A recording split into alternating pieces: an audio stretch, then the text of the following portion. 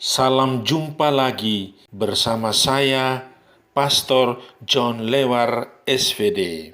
Suara Pagi. Hari Senin 11 Oktober 2021, Pekan Biasa ke-28.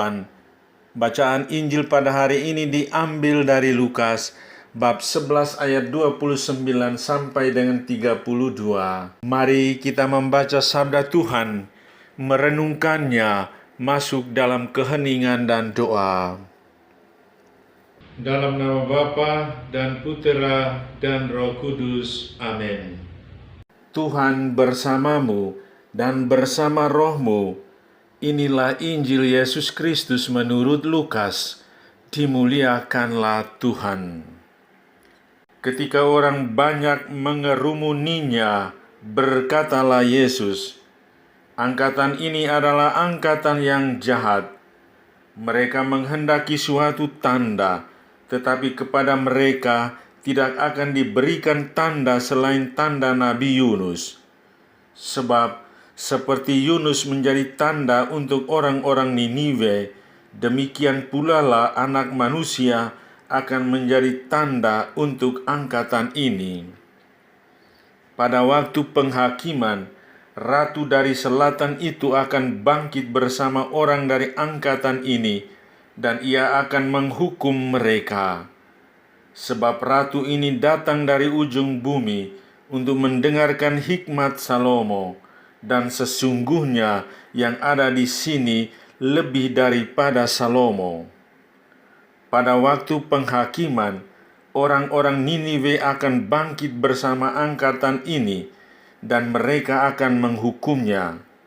Sebab orang-orang Niniwe itu bertobat waktu mereka mendengarkan pemberitaan Yunus, dan sesungguhnya yang ada di sini lebih daripada Yunus."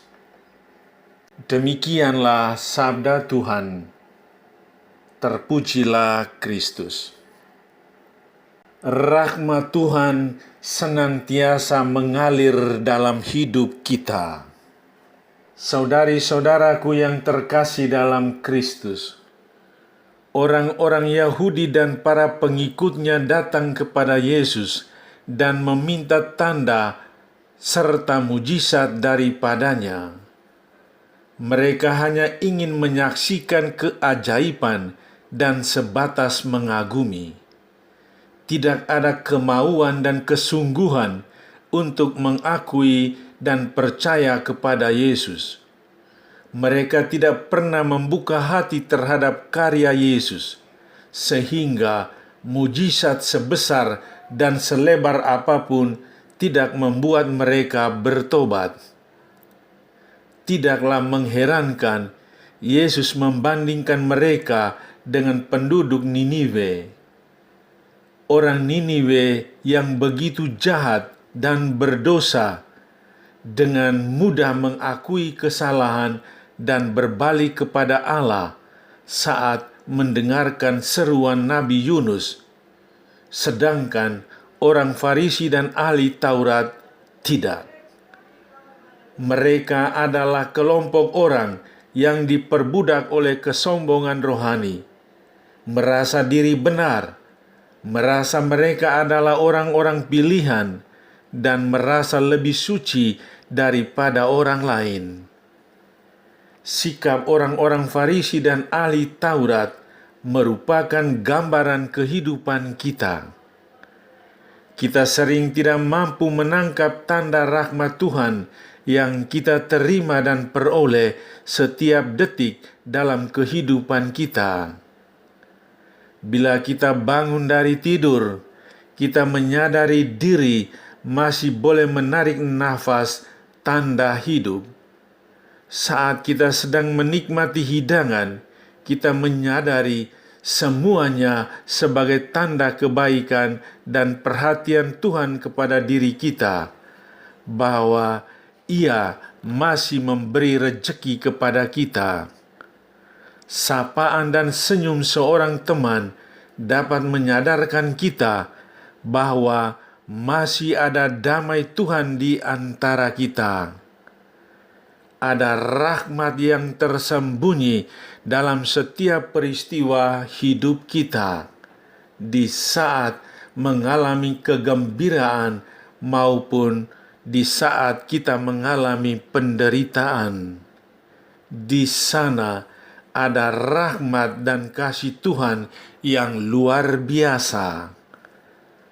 Saudari-saudaraku yang terkasih dalam Kristus, seruan Yunus mendorong orang Niniwe bertobat. Sikap ini diharapkan Yesus dari kita. Pertobatan dan pembaharuan diri itu sendiri sudah merupakan mujizat. Semakin mendekatkan diri kepada Tuhan melalui doa, meditasi, menerima sakramen-sakramen gereja, hidup baik di dalam keluarga dan masyarakat, amal kasih kepada sesama merupakan bentuk pertobatan nyata yang akan membantu kita untuk hidup sebagai anak-anak Allah.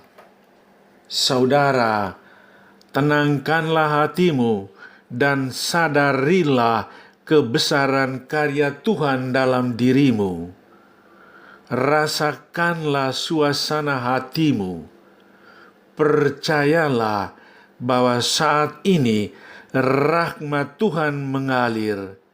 Mujizatnya terjadi atas diri Anda. Marilah berdoa. Ya Tuhan Yesus, berilah aku hati yang baru untuk dapat melihat kehadiran-Mu dalam setiap langkah hidupku. Amin. Sahabatku yang terkasih, selamat hari Senin. Salam, doa, dan berkatku untukmu dan keluarga di mana saja berada. Bapa dan Putera dan Roh Kudus. Amin.